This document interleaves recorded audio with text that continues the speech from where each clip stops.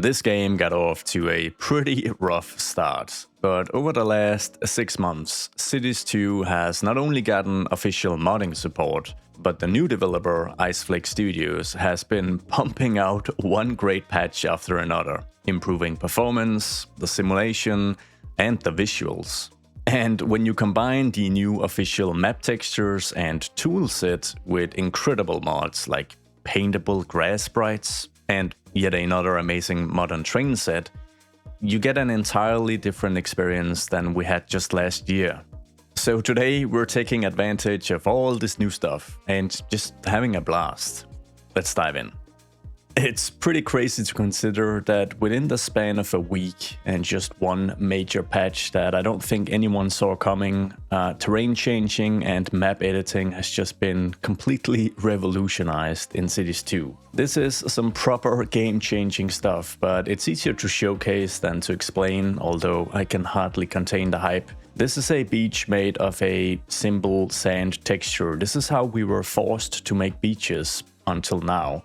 And I specifically mentioned in the previous episode where I built this that I was not going to do any detailing because I just knew something big would hit through the screenshots and the developer notes, but I didn't know it would be this grand.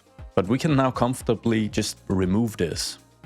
We can grab the new 04 texture paint tool, which is the sand material. And we can set this to 100, the brush strength, and we can just kind of paint the beach. And even at 100% brush strength, the transition to the grass isn't all that bad.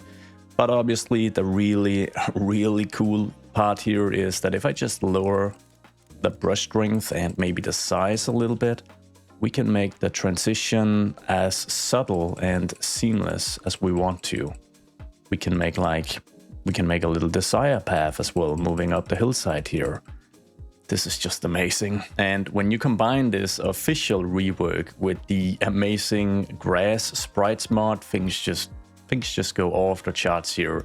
So I've added a ton of grass throughout this area, utilizing these grass bits by Delmo. I'm gonna continue utilizing them because they're wonderful, but I can now mix it up by actually adding the inbuilt grass sprites to the map as well, using a brush. It was discovered a couple of years ago that these grass sprites were a part of the base game, but you could only enable it through developer mode and you can only enable it like map wide. So either you'd have these grass sprites everywhere, including covering your roads, or nowhere. But with this mod, we are able to just add and remove this through a super simple but very intuitive brush. It's hard to put into words how game-changing this is, how exciting this is. How often do we hear the story of a game launching to bad receptions, buggy issues, then being shifted to an entirely different developer with a pretty, I don't know, uninspiring track record, and then we see this redemption take place? Oh, I really shouldn't showcase this wide city angle with the UI enabled, because I'm outing myself as a terrible city manager. There you go. Much better.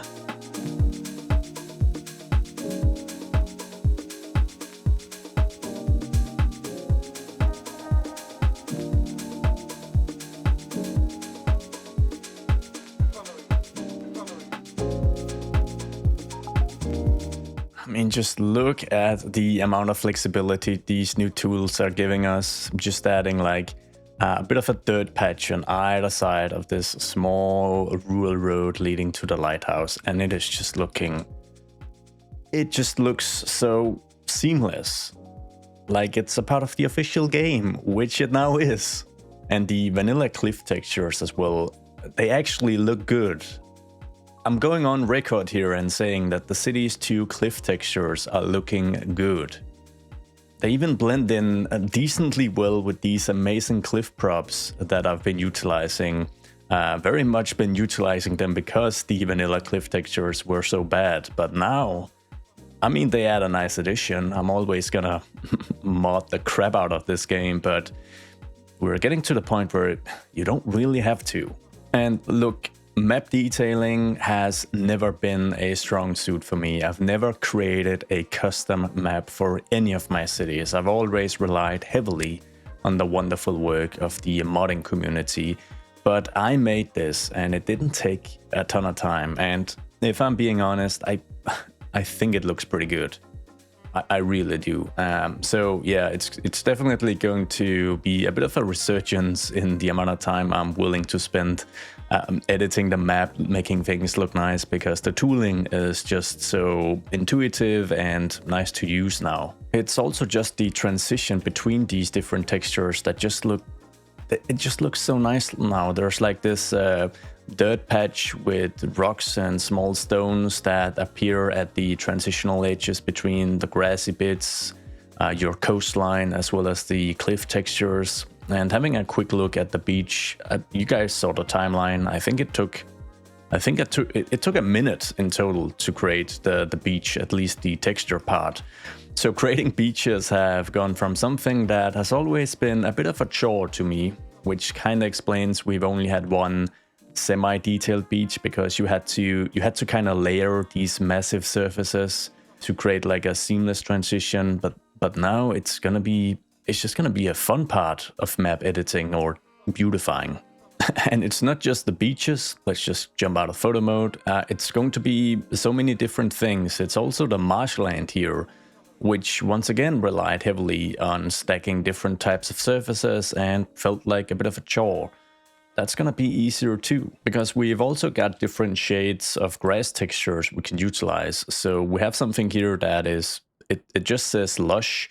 It's just a slightly darker, more rich grass texture, I guess. I can add these to the marshlands. I can mix in some of the dirt texture to create like a muddy look as well. For someone like me who wants it to be a quick job, intuitive, and not dive super deep into the detailing, it's absolutely perfect. So let's just grab the dirt here. We'll grab 75%. We can start adding that down below here. We can add that to the coastline. There's just a lot of opportunity here. And when you start mixing in the grass sprites, things just get even more interesting. And once again, it just feels so easy. Although, viewer discretion, I'm still not a pro at this. So I think, some of you might be rolling your eyes on this approach, but it's just, I guess it's just a quick showcase of some of the possibilities that these new changes just allow for. So actually, let's just give this a proper go before we move on to implement one of the most iconic train models into the city of Zeeburg, featuring the first reveal of a custom Zeeburg skin that I am so excited about. Let's give this beach a proper makeover. So this is a perfect example of a beach that I've just felt would be a super chore to detail, because it has a bit of an awkward but also really interesting shape. And currently it's just one big, really nicely made texture. But yeah, let's just get rid of all this and start over. I think we're gonna start with just a little bit of terraforming to just change the overall shape. I would like a bit of a cliffside to kind of frame the beach. Not something super tall. We're just gonna grab like the height of maybe this road right here, which sits 9 meters above sea level. And we're just gonna drag this one out so that it kind of follows the contours of what is going to be this little inlet. So I think it's going to be a really nice family-friendly beach. I do imagine children being able to utilize this beach without parents dying of literal stress. Maybe I'm naive, I don't have kids yet, but you get the point. And we can kind of see the wonderful new cliff textures poking through here. It looks pretty nice.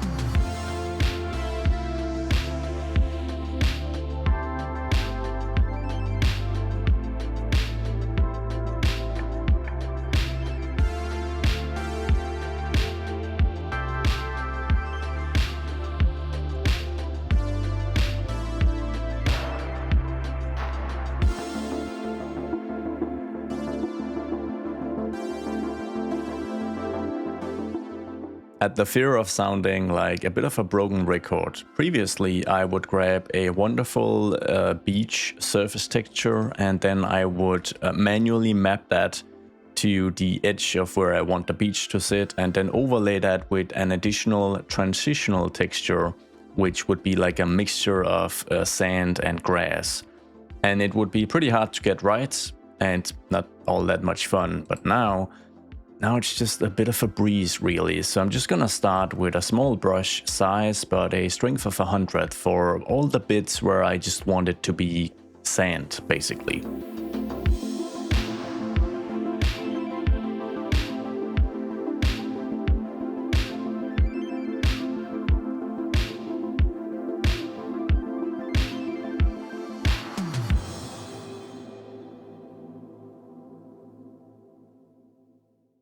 Feeling a bit like Bob Ross here, just adding careful little brushes of this texture, just applying, and then let's get some sand in here. We'll mix some dirt as well. This is a bit of a desired path, like a natural path to the beach, so probably not too much sand, just some sand that's being dragged back and forth by people utilizing this trail. I think we're gonna maybe utilize some dirt instead. Yeah, there's gonna be a dirt transition here between the grass, the sand, a bit of cliff texture as well. Wonderful. Haven't used this dry texture yet, so I'm gonna just try and add a bit of that. Oh, that is very subtle. How does that look on the grass? I do like that.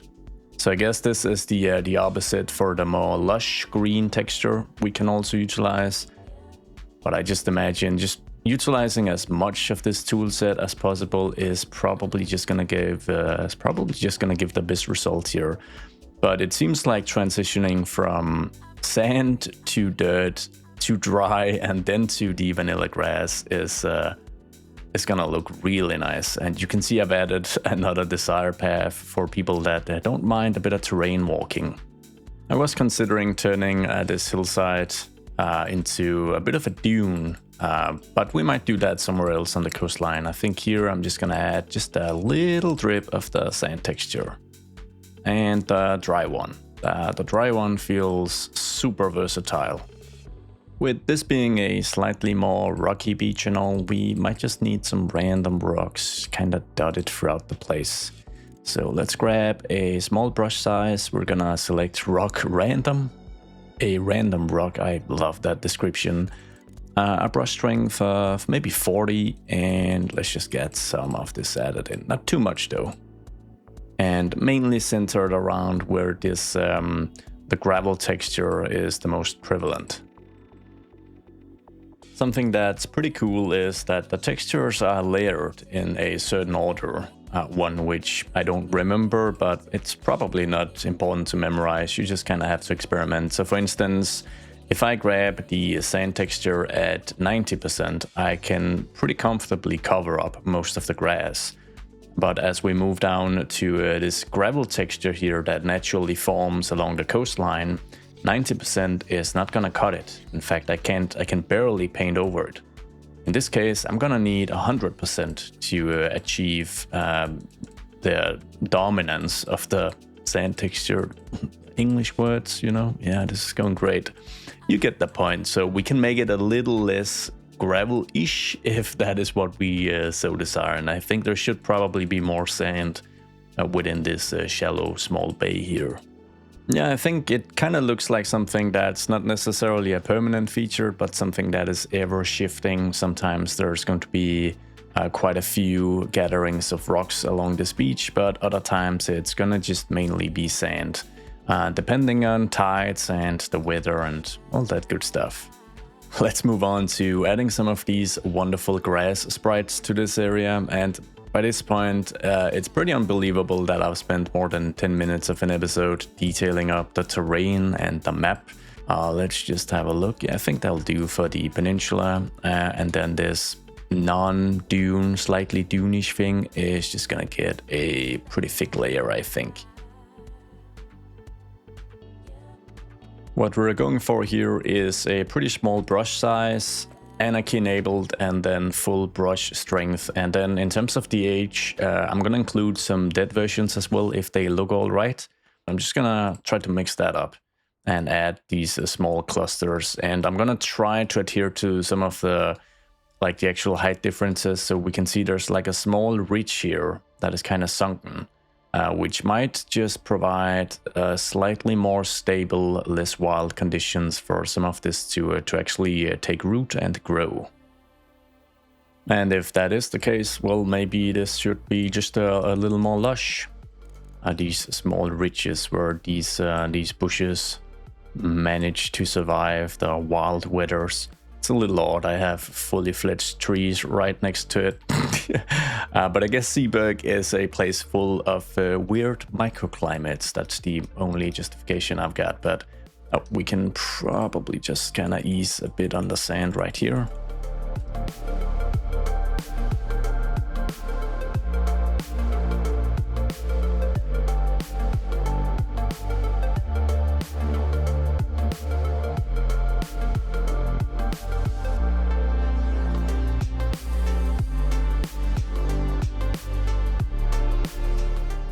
Yeah, I think that'll do. I think this beach is starting to look halfway boring next to some of this other stuff. And this is the custom one. So I'm just gonna wrap up with a quick makeover of this beach, and then we'll get to all the trains. And we've previously established that the beach here at Weststrand, which literally means West Beach or Western Beach in German and Danish as well, is one of the best, most popular beaches in all of Zeeburg.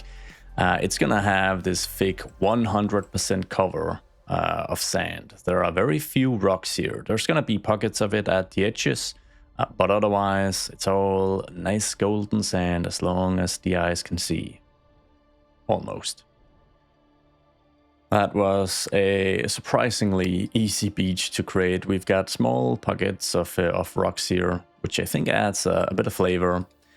And I'm not quite sure I'm gonna remove these slightly different sand textured decals I think there are. I might just try to kind of blend them in a little better with the actual sand texture, although they do stick out just a little bit with a different color. And I guess realistically, the slightly darker color of yellow should probably be near the coastline, because the sand might be wet. So yeah, it's a little odd. I might get rid of it. It just feels weird. I spent time adding this in, but I guess times have been changing lately. Let's just keep it at that. I will eventually move in to add some invisible paths, add some props and whatnot to make this look like actually, you know, functional, usable beaches. But I have been so excited for just about everything planned for this episode, including the next bit, which is the addition of the Ice 4 trains throughout the city, or at least all the outside connections. Alright, so our outside connections are currently handled by these generic Talent 2 sets by Maestro, and to no surprise, the Ice 4 set that will be replacing these is also by Maestro. And once again, we can easily have a quick look at these by utilizing the prop versions, which include some full train sets that are super easy to place. But as you might already be able to tell, this is where things get super cool, because Maestro reached out to me and made a Zeeburg specific version of the Ice 4. Apparently they can have names in some situations, and in this particular case, we've got a generic Ice 4 that isn't fully generic, because if we zoom in, we've got the actual city crest of Zeeburg printed on the side of it. And if I add the paint livery, the design scheme we're using throughout much of the city, it becomes even more visible. And this train set is just phenomenal. So currently the generic version as well as some real-life German versions are on the PDX mod site. But as this video will be releasing, this special Zeeburg edition is gonna launch on PDX mods as well, which is just so cool. And so is this train set. I mean, the attention to detail here is just absolutely incredible. It looks so nice, and it's gonna look so cool. Whoa. Yeah, it's very much a prop version, so we'll have to suspend reality for just a little bit, as this massive cargo train is just moving straight through it. As I was saying, an amazing looking train. I suggest you all go grab and have a play around with this if you like the overall design. And it's my impression, I may be wrong, that even non-trained people kinda know of the ice line of trains in Germany. At least I think most Germans do. But anyways, let's grab the, let's see, would that be the better transit view? It's probably the easiest way. We're moving into train and we've got one outside connection here. So let's see, we're currently utilizing 2 different versions of the Talent 2 generic. We're gonna move all the way down here to find some of these new bad boys. I do have the generic versions, it seems, but I'm going to utilize the 7 wagon Ice 4 Zeeburg. TZX201. That has to be a droid in Star Wars as well. I'll just be disabling the Talent 2 sets so we can get this one out on the line. Let's just start with a single one because the usage here is very low, but I'm also just... these are very, very long train sets. Your smaller stations might not even be able to accommodate them, and there's even longer versions than this 7-car version. So I'm just gonna start with a single one on this line, and then we can add additional vehicles to the line if need be, or we probably just will because it looks cool. I just want to ensure that I don't spawn 2 or 3 of them at the same time, because they're going to queue up at the stations and they might actually despawn. Oh, I just thought we caught one from the Central Yard North here in Zeeburg, but no. This is just a BR422, I think, for the N1 line. But there's like a steady bit of traffic here, trains moving in for maintenance, paint jobs and whatnot, and leaving. So we're just gonna monitor the train yard until we can catch one of these new trains in action. Although I should probably change the other outside connection as well, just to ensure that we've got even more chances of actually seeing this thing. So let's just grab this one and disable the Talent 2s. The reason I'm this zoomed out is because we've got quite a few train yards here in Zeeburg, and all of them are active. So we have the Ferdinand Yard East all the way over here. We've got the Central Yard and we've got the Central Yard North. And this one actually just spawned the Ice 4 we're looking for. Oh, that is so nice. Now, I'm very tempted to add the paint scheme we saw before. Something like... Oh, wait, I messed that up. I was very tempted to do that, but then this train is so iconic being white, and then I think with some like... I think in real life they usually have red accents, at least when they operate in Germany. So I'm a bit curious what you guys feel in terms of the color scheme. Should we go all out with this combination of cream, white and teal that we have throughout all the commuter lines of Zeeburg, or should we keep this in a more white neutral color scheme? Let me know in the comments.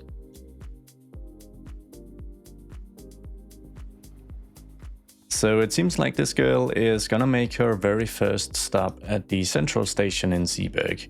And this is actually the only line that utilizes this specific set of tracks here. If I just pause and zoom out a bit, most of the, well, all of the commuter lines utilize this central rail corridor where you can make a right turn, move through the inner city areas and connect back up to the central station. But we do have this older track that we placed very early on in the city, and it is still seeing some use, so I think that's pretty fun. It's also pretty complex with all the overpasses crossing it.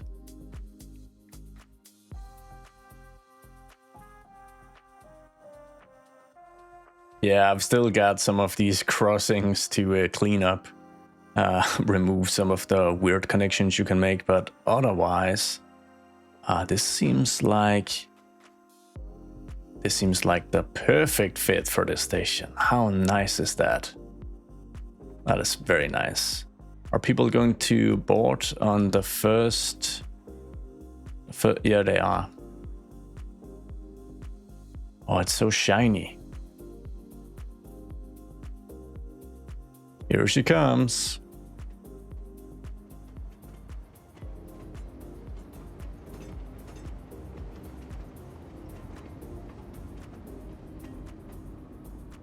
That is so cool. And it was almost timed with a couple of trams moving underneath.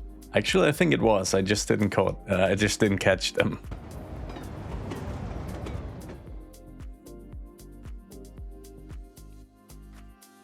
I'm considering building a large storage and maintenance facility for these guys. I think that would be a ton of fun, but we're gonna start at the very least with something a little smaller scale, but still related to a train infrastructure. Martin made a suggestion on the previous video where we built out the very wealthy, rich suburb of Belmont that an area like this probably have had lots of political influence. Probably enough to ensure a train station would serve this area. I did actually consider this when I built out Belmont because it is so close to the train tracks, but I thought the distance between this station and the station in Westland would be a little too short. It's about 850 or 60 meters. It's not ideal, but I mean, another train station, that's always gonna be fun. It also means the Belmont situation is pretty reminiscent of the Monterey situation. Wealthy suburb that makes sure to prioritize a train station, either funding it themselves or political influences. And just like with Monterey, we're gonna add an old historic station building. So in this case, I've grabbed a building by McWelchman, which is gonna be pretty interesting to use. I am just gonna pause because we are going to rip up this entire segment, probably these segments as well, and grab our station. We're gonna use the simply named Swedish train station inspired by a station in Arvika. And I like this one because it's got this old vibe that I think is gonna be a good fit. I'm gonna see if I can just push it back a little bit and then maybe have some of the roads here cross. I know this is going to be a pretty busy place for a level crossing. But I'm just gonna branch out here and we'll see if we keep this, because we do have the under overpass configuration right here. Now, as you may have noticed, the actual footprint of this asset is pretty sizable, but that's because it's heavily upgradable. You can add 3 different types of terminal platforms, which I think is awesome. And you can also add 3 different types of through platforms, which is equally awesome. In our case, we're going to at least just start with this first one. Although I'm kind of tempted to... Oh, it would be so fun to also maybe just add a terminal platform just for reasons. I think I'm gonna add this one. Then I'm going to add the bike stop extension, and I'm also going to add the convenience store extension. And by the looks of it, I may need to add the second through platform as well. Or is it? Yeah, it's gonna be the second one I need to add to enable foot connectivity, pedestrian connectivity to the terminal platform. So it's turned into a bit of a sizable fella. I'm gonna remove the road, at least temporary, because it's gonna be easier to connect up the tracks without it. But let's give the connection job a good go.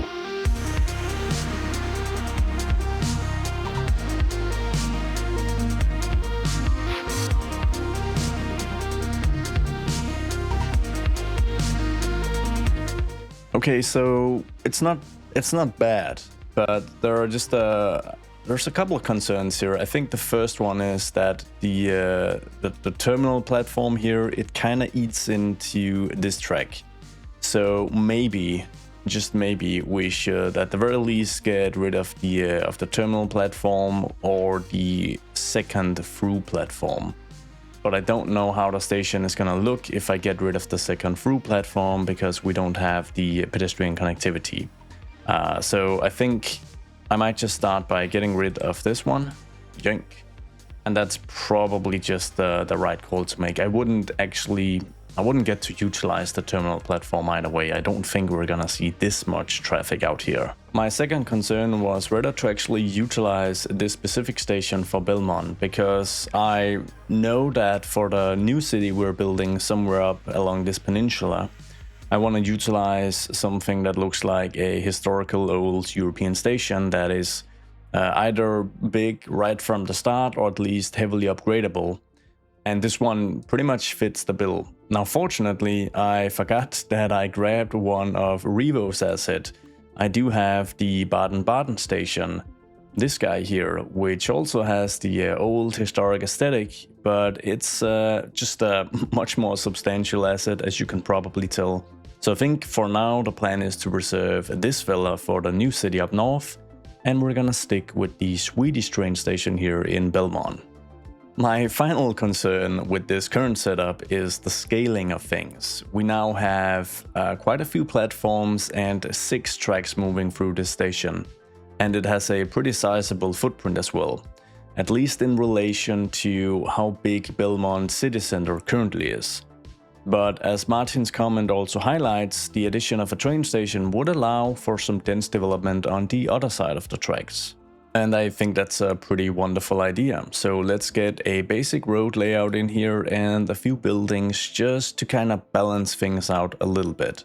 It's not gonna be anything fancy, no detailing, nothing like that. We're just gonna keep things simple, as we did manage with most of Belmont.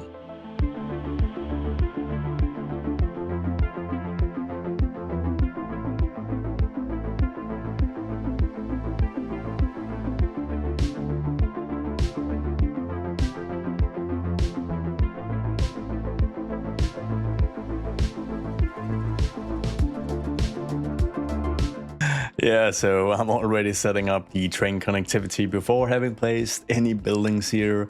But I just wanted to kind of figure out how I want to expand the commuter lines up here, because we've got the N1, the C1 and the E2.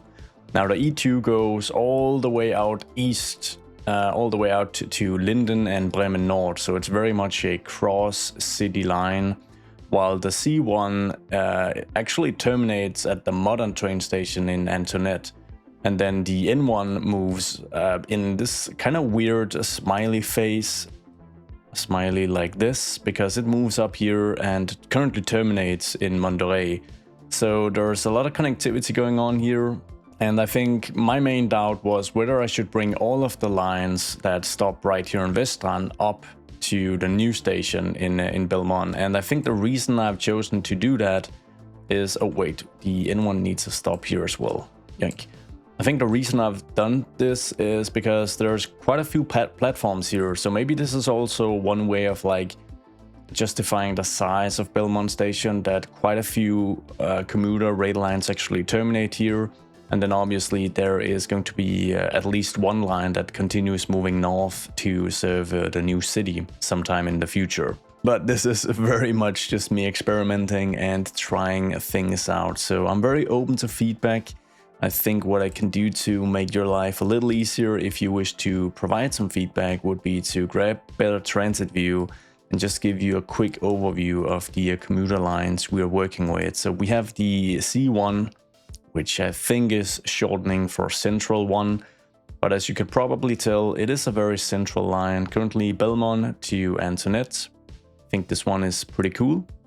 Then we've got the E1, which moves east to Bremen South, North and Linden. It terminates at the modern elevated station, also in Antoinette. We've got the E2, once again also serving these busy eastern suburbs or dense eastern suburbs. It moves across the city and all the way up to Belmont. Then we have the N1 or North 1, which, as you can probably tell, is the one I just highlighted, Monterey all the way up to Belmont. And the N2, which is Monterey to the modern elevated station.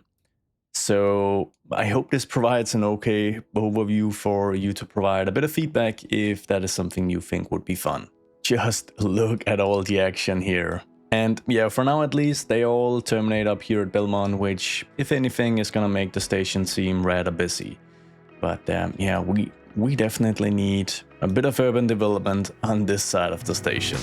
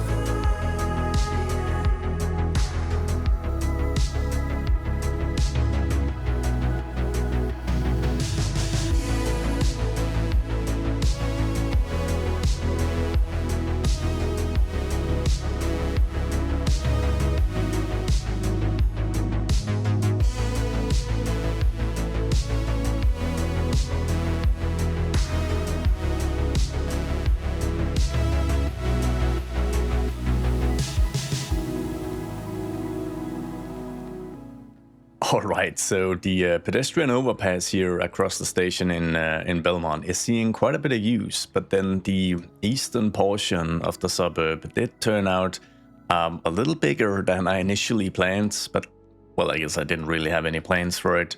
I tried to let some basic demands kind of direct the development pattern here. I wanted a historical manor of sorts with a little park. I knew I wanted a high school because we desperately need more high school capacity throughout the city. And then I also knew that I wanted to try transitioning into some proper low-density, suburban-style, European-themed housing. And I think that turned out all right. I think a bit of recolor work here would probably do wonders, but I can get to that later. And yeah, a bit of a low-density commercial strip, even utilizing some Southwest USA themed assets. I think they fit all right. I'm just experimenting, trying to mix in different styles to get a varied look, and I like it. We've got some actual row housing here as well, something that can. The reason I like these vanilla row houses for a transitionary zone like this is that they can look really old or quite modern. They're kind of like a jack of all trades, so they can fit whatever narrative you're building. And once again, it's probably the slightly zoomed out perspective that is the most important thing to nail for an area like this, because we're just working on one suburb of quite a few suburbs that have already been built and quite a few future ones that have yet to come. Now, all this new development hasn't been without a cost, because obviously adding quite a bit of additional housing, services, commercial lots and all that is an additional strain on our utility networks, and we are at maximum electricity capacity once more. In fact, it's so bad that some of the most fancy mansions on the Belmont Peninsula is without power. So if we assume some of these people still have political influence, I should probably pause and get this solved before they make sure I'm sacked from the mayor's office. I did recently discuss the possibility of adding a geothermal power plant to Zeeburg, because we do have some pretty decent groundwater resources throughout the map. And the idea seemed to be well liked, so let's just get this added. Now, this does add quite a bit of pollution. It just says medium throughout ground air and noise pollution, but there is a pretty sizable lake here, so I'm hopeful that if we place this in a very central location, right on top of this pretty sizable groundwater reservoir, yoink, then hopefully the pollution isn't going to move too far into any of the populated areas. If it reaches Monterey, I'll have to relocate it, because that would be quite ironic given that this is supposed to be an upscale neighborhood. But if I do enable the air pollution overlay, I can kinda guess how much pollution we're gonna see based on the amount of pollution blowing in the southeastward direction here from Ferdinand. So it kinda reaches the coastline basically, and then it starts thinning out quite a bit. So hopefully the lake here is going to be enough of a buffer area to ensure we don't pollute all of this. I'd like the road layout around the geothermal power plant to be fairly rural in nature. I do imagine that when we reach this point in terms of actual city development, things have turned at the very least into a low-density suburbs, and it might even mark this suburban/rural transitionary zone where the city is continuing to sprawl with more modern developments. So to kind of frame that, we're just going to use some of these regular basic highways, creating a bit of a swoopy road. I'm going to try to use some of the existing farm fields here as guidances for how to divert and navigate the road. But otherwise, we're going to be pretty loose with this, because we're just trying to make a road that in the future will hopefully be the main arterial for quite a bit of suburban development. And I usually try to hide these power lines underground or just quickly route them to a substation or a transformer station, but I think in this case I should maybe just try to lean a bit into using them as like a detailing tool set. So what we're gonna do is we're going to create a network of these moving all the way through the countryside, out into an outside connection, I think, and it's just gonna move right past this geothermal power plant, and then we're just gonna terminate it a bit further into the city. Terminate it, I mean at a substation, of course. I'm dragging these out as far as I can individually because I don't want too many towers for a small stretch. That is gonna look odd. And then I've always loved the attention to detail that if we drop this to 0 elevation, we get a slightly smaller version of it. I might even use Move It to manually drag these out to add a bit more distance.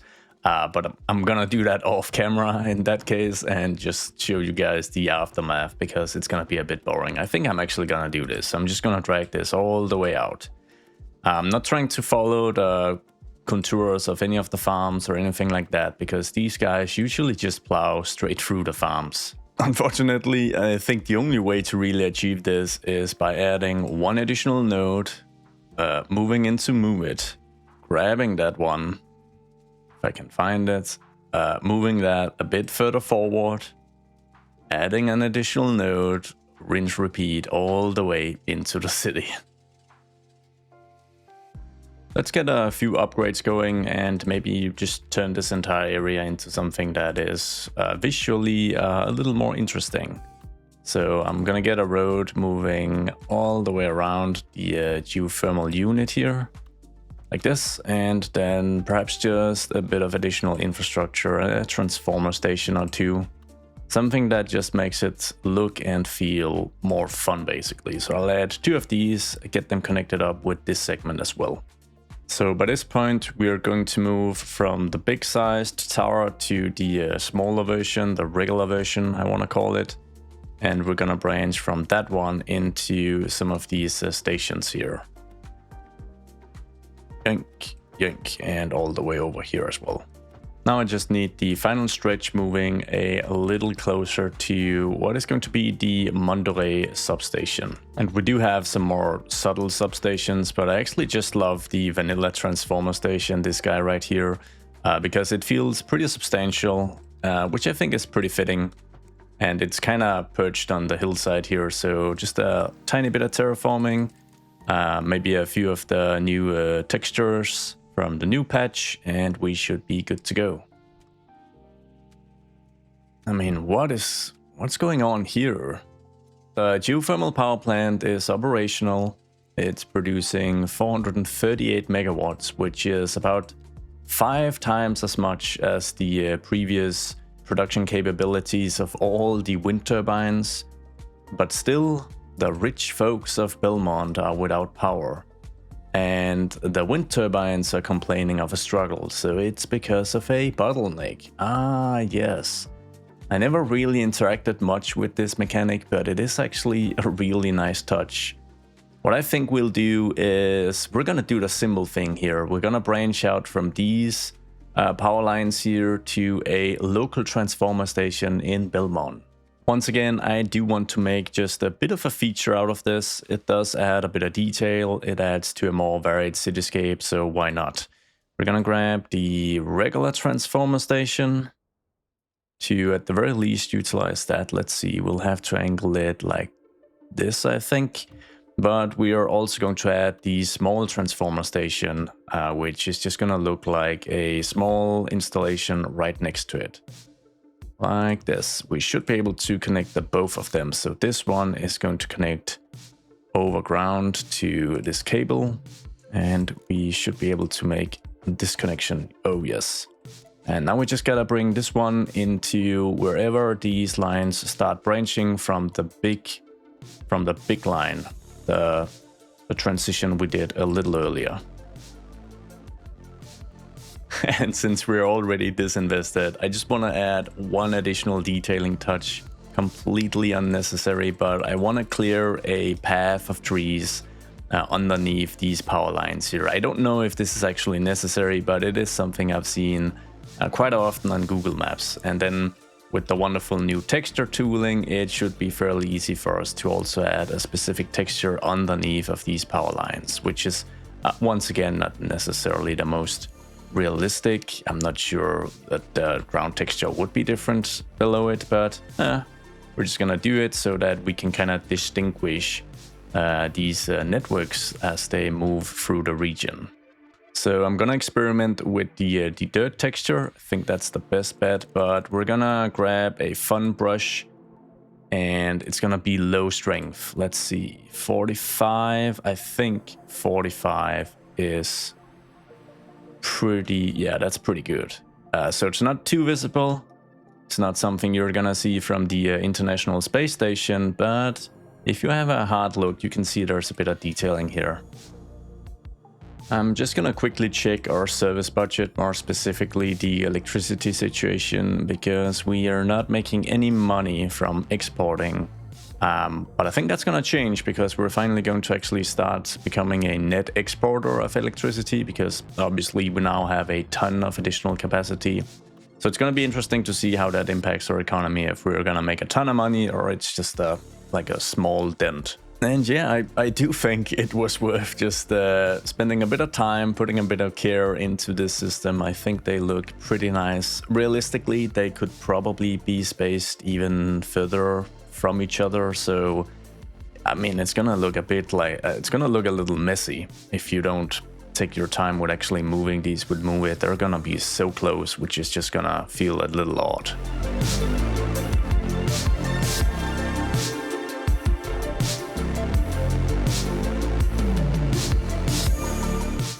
While the detailing out here is kept super light, I think it's another showcase of the great combination of wonderful official updates to the game. So that would be the terrain tooling I've used to add some dry patches, some dirt patches, and then custom content in the shape of these really nice decals. As we're quickly revisiting the economy tab, it seems like electricity is now even something we're making a profit from. I don't know how this calculation works, a straight 1 million, but I'll take it. It's fun actually seeing some of this in the green. Since we're already so invested in this area, slightly hidden behind the lake here, I think it's time to attempt to solve another major issue throughout the city. And that is the garbage accumulation. This is something several of you have complained about quite a few times, and I've just been ignoring it because I thought, naively, that this plant right here, the industrial waste processing site, would be able to solve all of these issues. Because at least on paper, it has a 250 garbage truck capacity. But I'm never seeing more than like 24 or 25 in use. And I think it might be related to the actual mechanic of this thing. Because at least judging by the description, it's a specialized facility for collecting and handling the most hazardous and toxic waste products that results from industrial production. So maybe this is a little more specific than my intended purpose, which obviously means we'll need to invest heavily into a different facility because we are way behind on garbage pickup. So yeah. This location might just be perfect, so I'm just gonna add a quick few additional roads to just kind of build it out a little bit, and then we're gonna add a massive plant out here. Something that might enable us to profit even further from electricity exports. This is of course the incineration plant, which should allow us to burn off our garbage, turning that into electricity, fueling that into the city or exporting it. And there's a lot of reasons for this location making a ton of sense for this asset. Once again, we are far away from the city, slightly covered off by a bit of nature, and we are very, very close to connecting up to like the main electricity grid now on the northern part of the city at least. And we're gonna check in just a second, but hopefully this guy is going to spawn garbage truck like a madman because they've definitely got work to do. I'm already seeing the visual indication, at least, of quite a few trucks leaving. 38 so far. Can we bump this up? Oh, we can add a garbage truck depot. Let's get that added. We can add a storage extension, which we're gonna add mainly just mainly for the visuals, I think. Let's just get one added right here. And then I could add an extra incineration furnace, but I think that's overkill. We're gonna keep it like this. So we've got a couple of chimneys out here now. These trucks do deserve a slightly wider road just to kind of accommodate that they're not tiny cars. Yoink, this is really, really odd, but you know, I like odd at times. And we're gonna get a parking lot in place. My only criteria is that it's easy to place and that it's not the same as this one. So this is the large parking lot. Let's add the very large parking lot, which is probably overkill, but it's a bit of detailing, I guess. I'll add just a few industrial facilities as some of this is feeling a little empty. All 75 garbage trucks now on their way to do some collection work. And I mean, if this doesn't solve the pile-up issue, I don't know what will.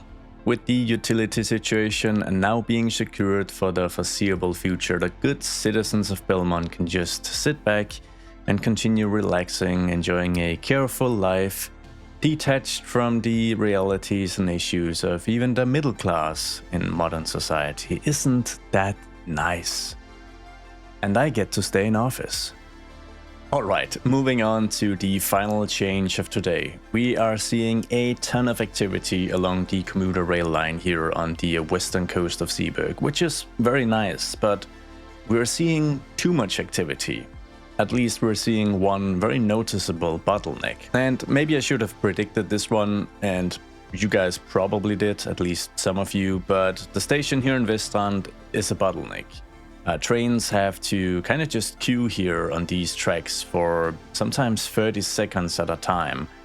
Obviously, now that I'm recording, we can't see this in action, but you can imagine that trying to funnel 3 commuter lines through this double platform station, it's a bit of a mess. Obviously, we can alleviate this situation by just not having every single commuter line actively stop at the Vestrand station.